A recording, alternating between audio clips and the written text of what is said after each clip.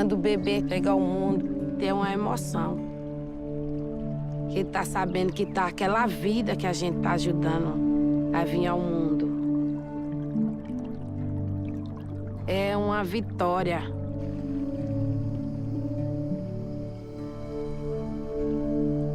Já é uma vida a mais para seguir nossa tradição.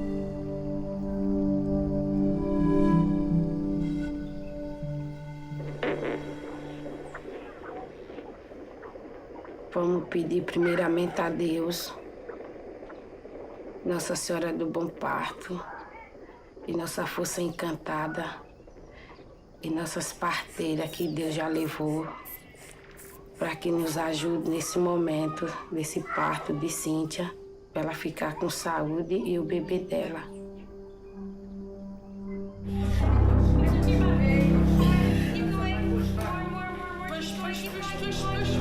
E a voz das mulheres no parto é uma voz ancestral, uma voz profunda, uma voz que fortalece não só a mulher, mas fortalece toda a humanidade.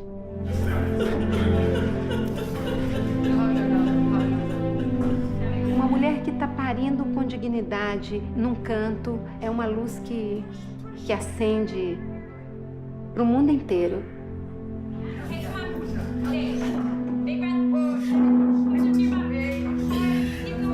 From the very beginning of life, the mom and the baby should be together.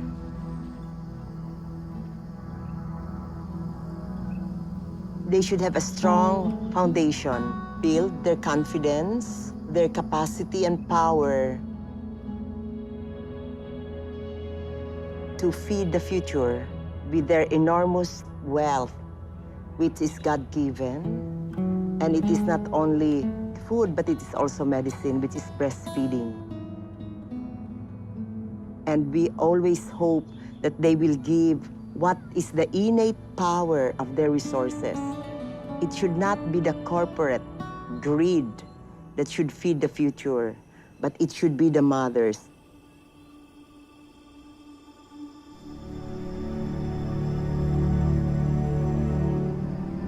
Look at the whole issue of child survival.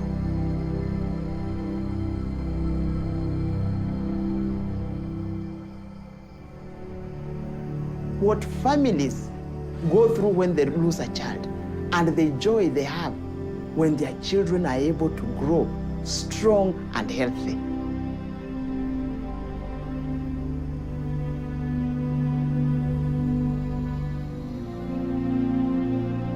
The individual child has lifelong benefits.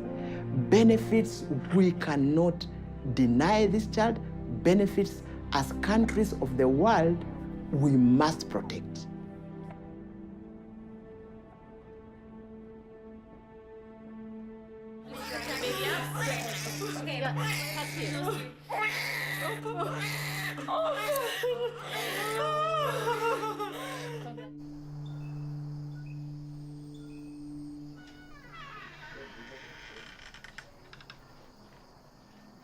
Aqui nós temos uma tradição indígena que nós faz nosso ritual, nós faz nossas danças, nós faz nossas culturas, sempre unidos. Para nós, Pancararu, é muito forte a força. Eu comecei a fazer esse trabalho de parteira, eu tinha 18 anos, que está com 31 anos que eu estou fazendo esse trabalho. E aqui já tem as aprendizes de parteira, elas já fazem o parto. Elas já realizam muito bem esse serviço. Toda mulherzinha que ela pegar, Deus ajudar e dar um bom parto a ela, das crianças. A mulher na mão dela nunca morreu nenhuma de parto, nem menina abafada, nem menina afogada. Les sociétés, les époques, les générations créent des nouveaux modèles de comportement maternel, féminin. Les modèles changent d'une génération à l'autre sur la façon d'être mère et bonne mère. Et au fond, ce sont des contraintes sur beaucoup de femmes. Certaines femmes, pour elles, la maternité, c'est une évidence. Ça vient naturellement, c'est une évidence, c'est pas un problème.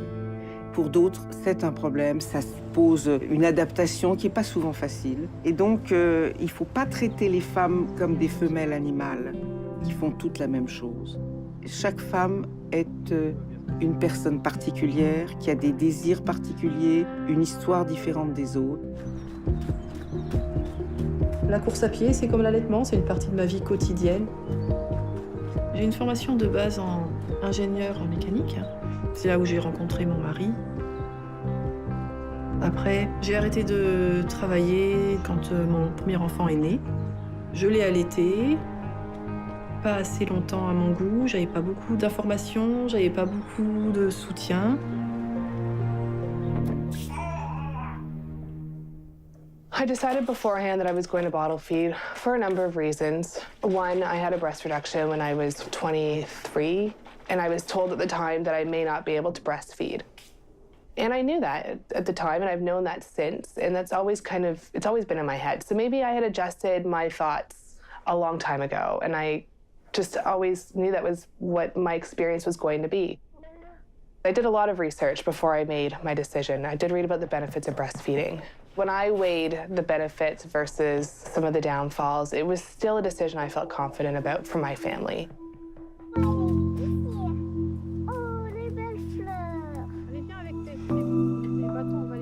Sur Facebook, je me suis rendu compte qu'on pouvait allaiter en fait jusqu'à ce que l'enfant se sèvre lui-même. Donc c'est ce que j'ai fait avec mon deuxième enfant. Elle avait 13 mois quand je suis devenue enceinte de mon troisième enfant. Donc j'ai allaité pendant la grossesse. J'ai allaité les deux enfants ensemble, toujours à la très grande surprise de ma mère, qui ne savait pas non plus qu'on pouvait allaiter un nouveau-né et un grand de 2 ans. En France, il n'y a que 5% des bébés qui sont encore allaités à 4 mois. Donc non, c'est sûr, allaiter à 4 ans, c'est pas du tout la norme. Et voilà, c'est bon?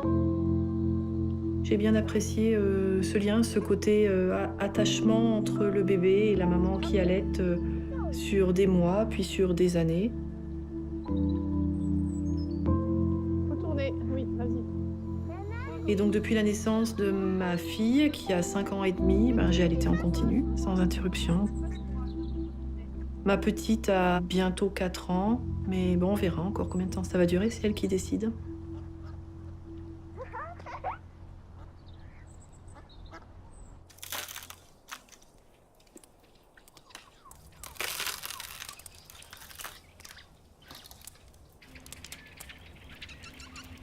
Every child has a right to basic nutrition.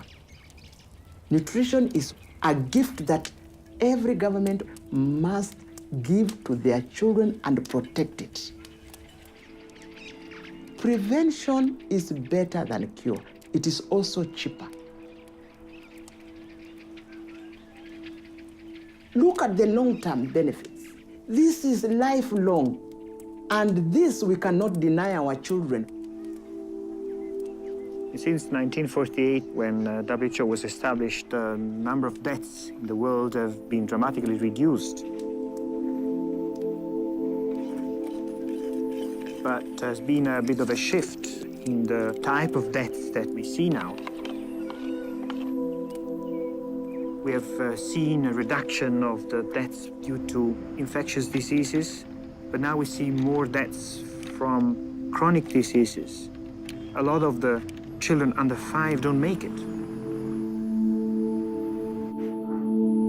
There are many ways to stop this epidemic.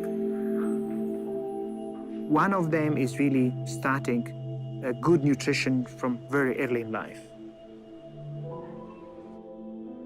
Good nutrition starts with early initiation of breastfeeding.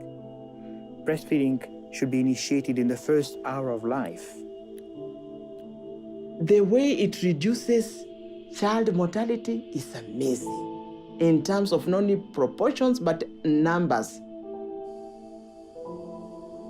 Many countries now are struggling with childhood obesity. Many countries are struggling with diabetes at very early ages, earlier than ever before in history. And look at the cancers. Why? Because they have never protected breastfeeding. Doctors, health workers do not get good training in nutrition, and particularly infant nutrition. That's something which is missing in medical curricula, is not receiving the right attention, and we would need to have better trained health workers. They studied medicine, but they have never studied fully the first food of humanity, which is breastfeeding. They were not taught about the risks of formula milk feeding, about relactation, about how to preserve expressed breast milk if you are working. There's the lack of support from the obstetricians, the lack of education on the nurses' parts and the doctors' parts in the hospital after the birth. And what often determines that they have problems is how many interventions we have during labor and birth, which cause problems with breastfeeding. And then when they run into all these problems, sore nipples, the baby doesn't take the breast, the baby's not getting enough milk from the breast, the baby's got colic, the answer to everything is just give the baby formula. And it's not surprising how many mothers have difficulty with breastfeeding. There are clinics in many cities that help mothers. The problem with some of these clinics is that there's a wide variety of people in the breastfeeding clinics. Some of them have just the very basics, and they don't know how to deal with difficult problems. Something that's so critical to a newborn's very survival, feeding. We are not trained to know anything about it. It's across the board. Anybody dealing with a breastfeeding mother, we are all undereducated in this area. We say and do and talk about things that are not evidence-based. In the end, we destroy mothers and their breastfeeding. We undermine them. We disempower them.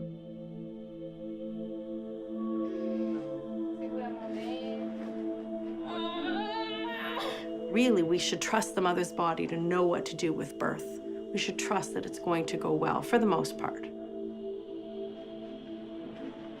However, when the baby comes out, all of a sudden we don't trust the mother's body anymore. Now we must overregulate it. We must put it into rules. We must say, oh, no, you must follow these rules. You must do it this way. Whatever happened to the trusting of the body?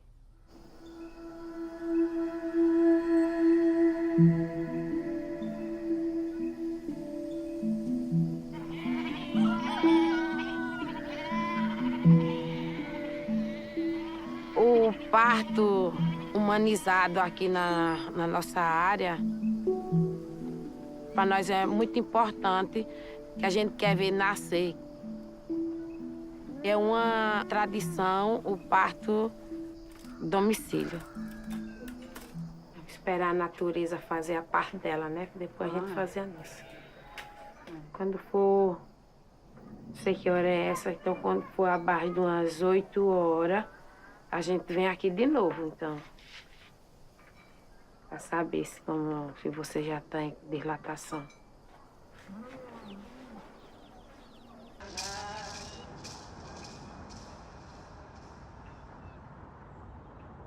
So with my first two were natural on birthday.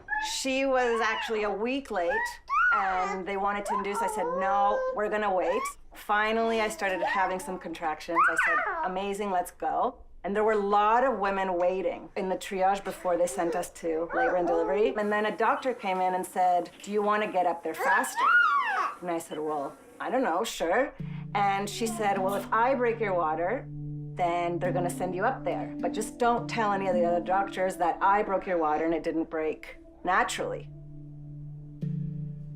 So she stuck her hand in to her elbow. Her hand to her elbow, and with her nail, broke the water. She takes her hand out, my water's broken, and all of a sudden, I have people coming to me with oxygen masks and feeling me. I had about 20 people in the little room. And my husband's like, what's going on? They said to my husband, this is emergency C-section. She's got about a minute to live before we take her out. Her heart rate is at 0. They take the baby out. I had my eyes closed. I didn't even know. So about 6 hours passed, and I was finally able to hold her for the first time. What I found out later was that by breaking my water early, she went into the birth canal, but there was no water left and she got stuck and her heart rate stopped. It's all because they wanted to keep everybody moving, move things along quicker instead of let nature take its course. Eu acredito que nessa sociedade industrial, dentro do hospital, o centro do parto é o médico. Eu acho que tem um modelo de formação do profissional. É formado em cima de um conceito que ele que sabe tudo. O parto onde a mulher é passiva, não tem uma expressão maior. Cala a boca. O parto normal como é uma expressão da sexualidade de uma mulher, que é uma sociedade que castra a mulher nisso, porque é para roubar da mulher todo o poder que um parto tem. E isso tudo eu acho que faz parte do que a gente hoje transformou o parto na sociedade. Um grande negócio. Nós chamamos às vezes o business do nascimento.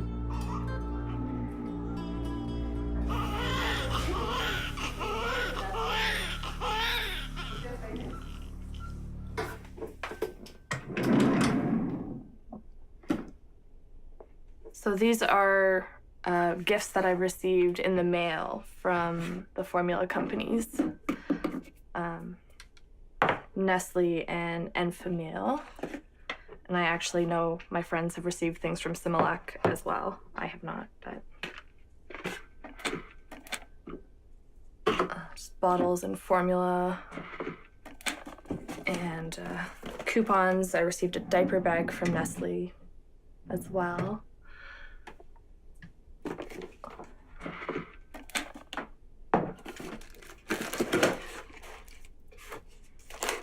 The Enfamil I was not expecting. It actually arrived after the baby was born.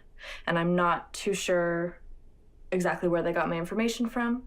I think it might have been from the hospital because this is the brand that the hospital uses. I have the measuring tape that they used to do Hunter's measurements right after he was born, where they marked, and it's actually branded Enfamil right from the hospital. So, and this bottle I know came from my prenatal classes at the hospital as well. They had them in a basket for everybody to pick up at the beginning of the class.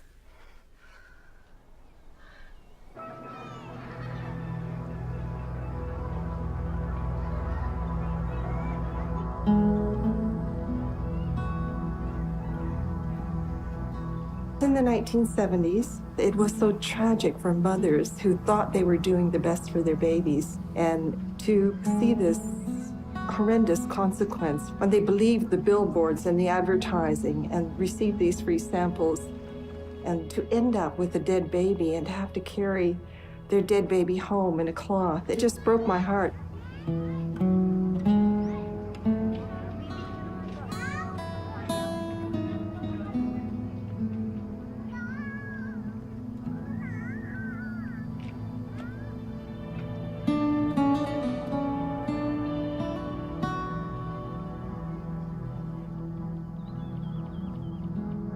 Many years, the government has faced the challenge of child mortality.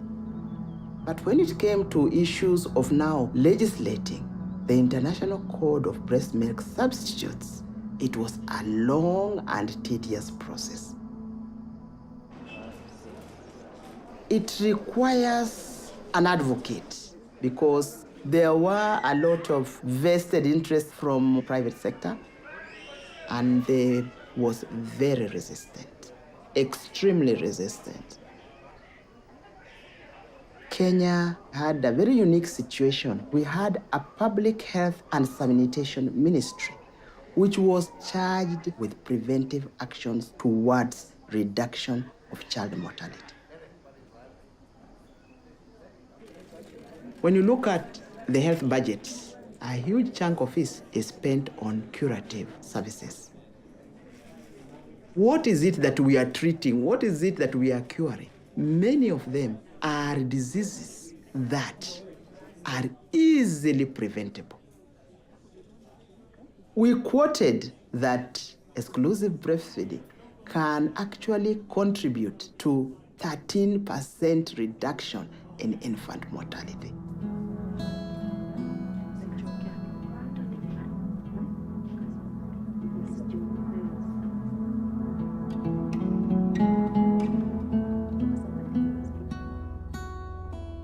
There are governments globally that have done very good work in addressing the marketing and have legislated how companies are permitted to market the product and label their product in their jurisdictions. Nevertheless, there are other countries, particularly producer countries, such as the US, Canada, some of the European countries, where the products are being produced and where there's a very strong lobby to protect the industry from these types of marketing regulations, because of course it would impede their ability to label and promote as they see fit. It's a huge industry. They are lobbying for hospitals to give out their gift packages and information, and to doctors to recommend their products. They're not getting a gift basket with a breast pump or with supportive advice on how to breastfeed. They're getting it on how to get on the formula. The World Health Organization came out with guidelines that were adopted by many countries, and many countries implemented it, but the United States did not. Marketing is a huge business in our great country, and I believe there's an economic incentive to discourage women from breastfeeding. That whole industry makes a lot of money off of having packaged milk as opposed to breastfeeding, and the governmental policies supported their economic interests, not the health interests of the mother and the child. The Philippines imports $500 million yearly of baby milk products. And the milk companies here in the Philippines, every year, they rake $1 billion sales every year. And that comes from the pocket of the poor women who have more children. It's a big issue. It's marketing by the milk companies of just one product, imported product, but glamorized through advertising. They will pay the politicians to endorse the product through television, through radio, magazines, billboards, even through text messages. There is no mercy with advertising of milk products. They entice the government officials, they entice the lawmakers to break the law and weaken the milk code. I think there's this misconception that somehow Nestle is reformed and the other companies have pulled up their socks and become responsible. But if we look at the statistics that are being put out by UNICEF and by the WHO, it's still huge. It's still well over 1 million deaths related to not breastfeeding globally every year. And when we think of how many years this has been going and how many years the International Code of Marketing of Breast Milk Substitutes has been in place since 1981, and inappropriate marketing still continues, and we still have to struggle trying to implement these provisions to protect breastfeeding. And then you add up all the years and all the deaths, it's huge. And I think in any other context, if that many children died, I think we'd all be horrified and outraged, and we'd want to do all we can. And yet, year after year, we see the infant formula companies continuing their inappropriate marketing.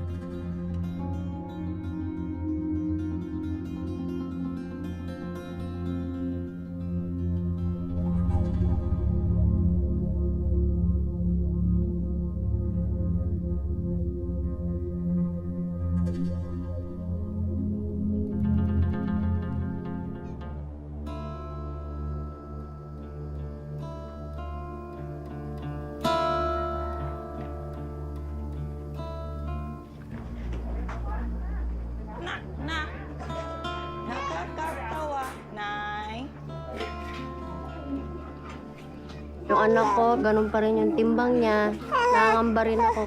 Dahil siguro sa bear brand na hindi naman dapat talaga painom sa kanya. Ngamba rin ako na ganun ng gatas sa bear brand. Bakit bear brand yung binili mo? Wala pong sapat na pera talaga pambili ng gatas. Alam mo ba na yung bear brand parang puti lang siya, parang hindi para sa baby? Opo. Yung bear brand, This is Bear brand. You can drink this as it is, powdered milk drink. This is the milk that they bought because this is the cheapest one.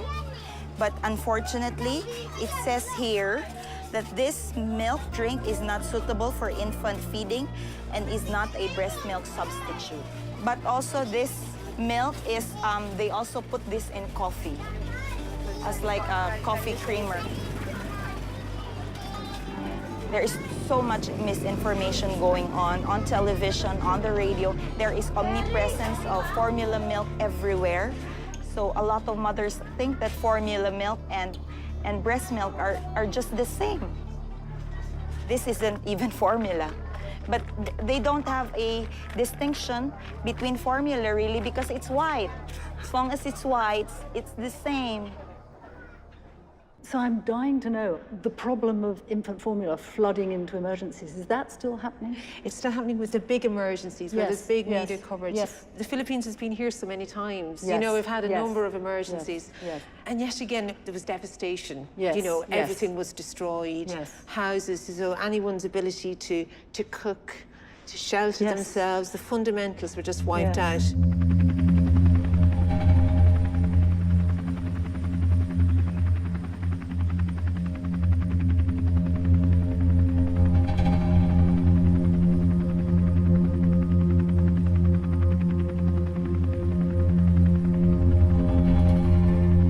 Emergency response, and there was a call for donations. Yet many of the humanitarian agencies on the ground were saying no, UNICEF, WHO, all their agencies saying no, we can do this. This is a breastfeeding population.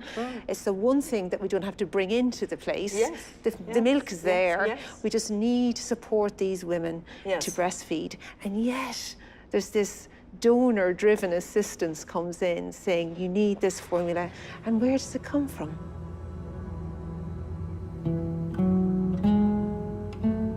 The Secretary of Health and the Secretary of Social Welfare immediately broadcasted over radio and TV that milk donations should be given without considering the consequence of diarrhea, of respiratory ailments, and all the risks involved on the health of the mothers and the children.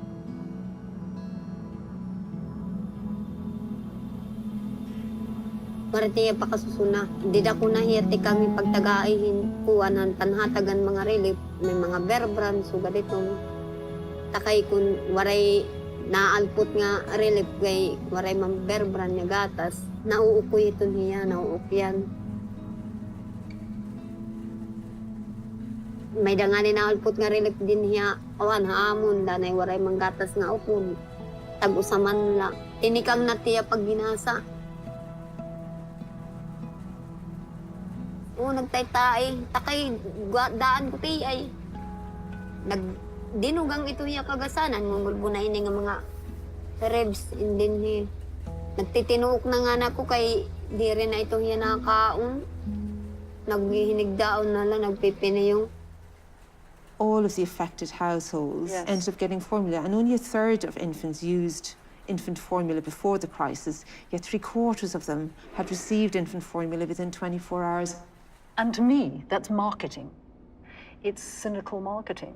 And it breaks my heart, actually, that the media haven't got hold of the truth.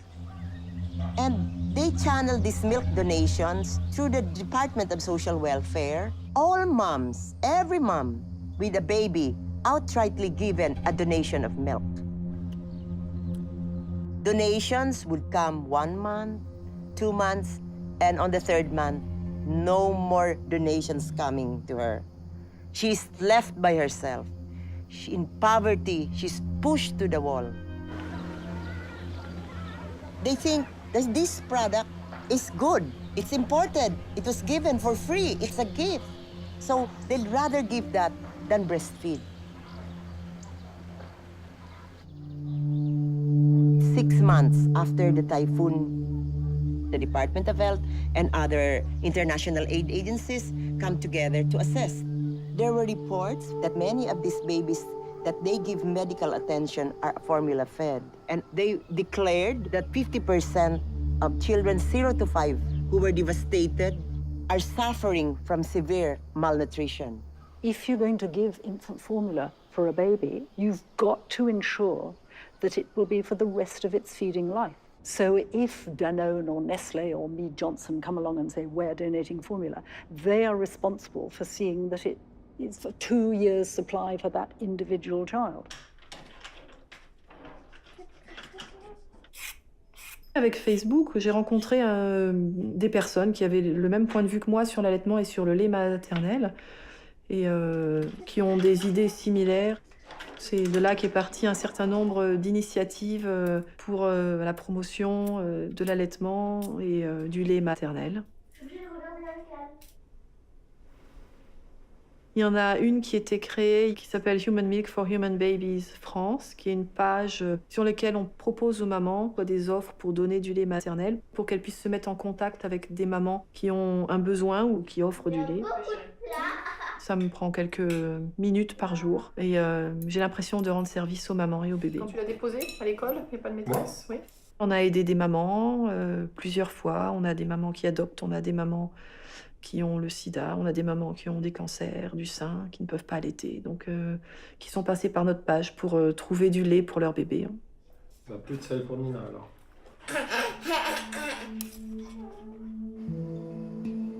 From the very start, I really wanted to breastfeed my baby. My milk supply was not enough, so I have to search for some milk donations. Somebody told me to post on Human Milk for Human Babies Philippines. I saw there that there are milk requests and milk donations. And then many mommies, they texted me and called me for their milk donations. 3 mommies donated milk, so I got 25 bags of milk. I breastfed 182 babies, and I'm proud to be a wet nurse. Every time the baby latches on my breast, it feels so fulfilling, and they like my children also. I can help them. I can give them my breast milk without any question. I don't have any concerns about the health conditions of the donating mothers because I think they are preparing their milk for their own babies, so it's still safe for other babies too.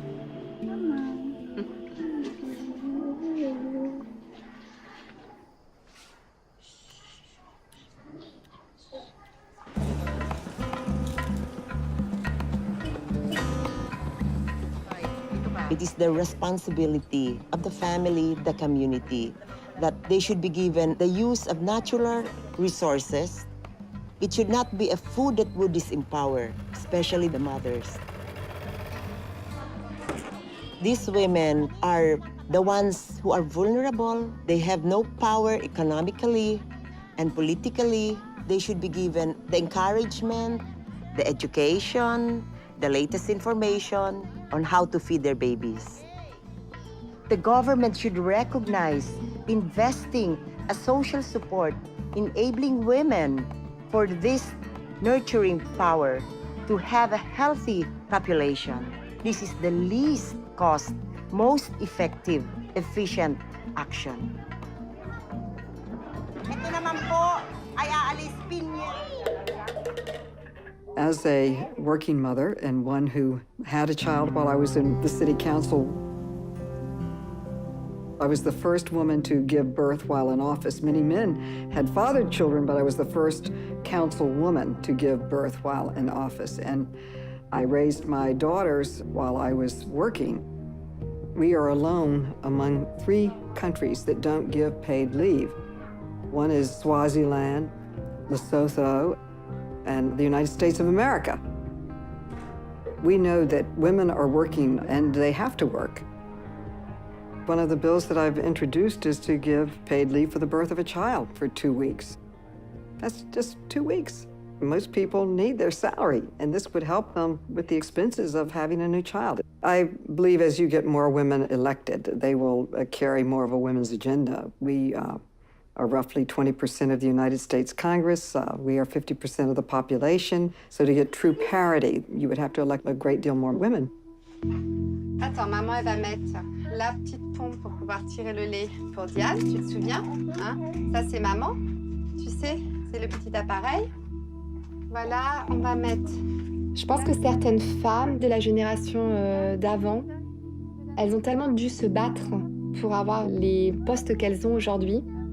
Je remercie toutes ces femmes qui ont bossé et parce que c'est elles qui nous permettent aussi maintenant d'accéder à des postes de direction que nos mamans n'avaient pas forcément la possibilité d'avoir. Petit bébé d'amour. Maman revient vite, d'accord? Allez. Bon voyage. Merci. Au revoir. Je pense qu'on peut être mère, femme, enfin, quelqu'un qui fait une carrière. Je pense qu'on peut y arriver. C'est à l'aéroport. Je pense que c'est en cela aussi où je suis féministe, où je pense qu'on n'a pas à nous imposer, parce qu'on veut une carrière, de ne pas allaiter ou de ne pas pouvoir prendre du temps pour ses enfants aussi.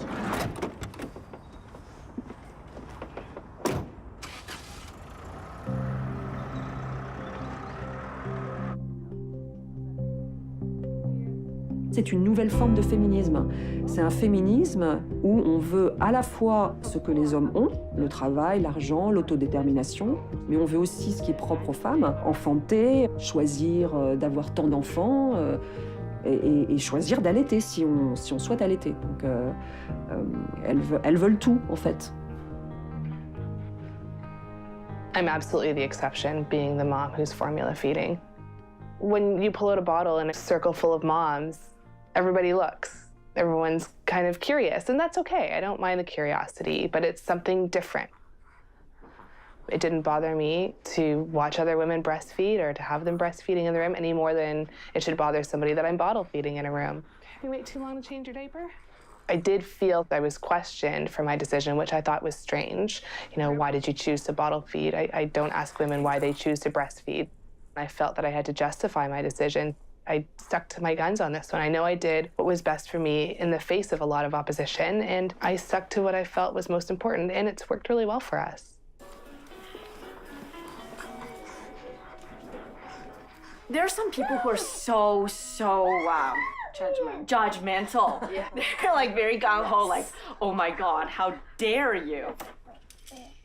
People push ideas. I was so busy listening to, you know, all these attachment parenting blogs or the pediatrician or the consultant, and I forgot to listen to him.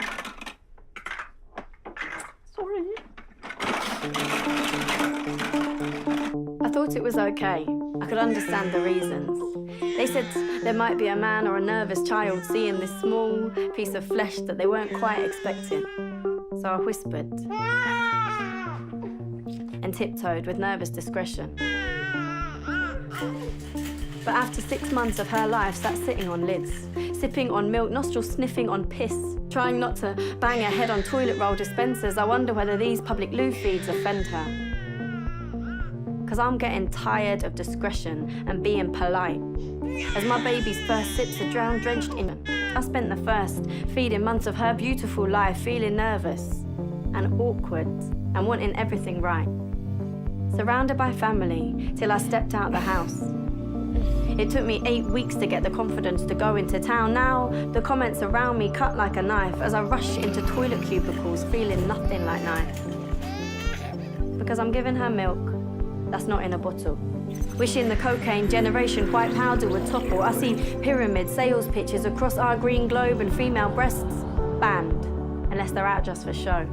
W.H. Smith top shelves out for men. I'm getting embarrassed in case a small flash of flesh might offend. And I'm not trying to parade it. I don't want to make a show.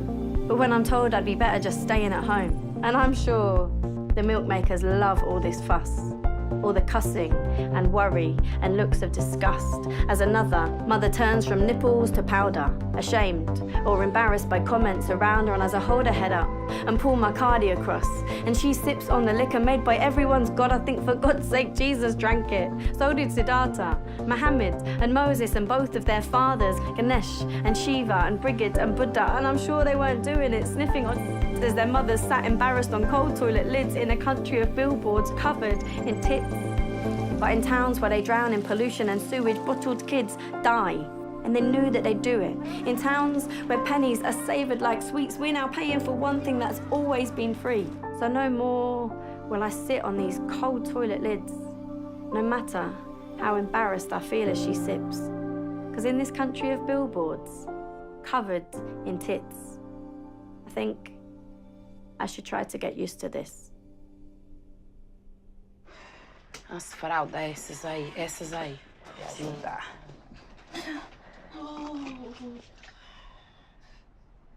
Respire, respire bem fundo. Respire. Bora, bora. Respire. Vá. Respire bem muito, vá. Vá, respire mais. Respire. Sola, mamãe.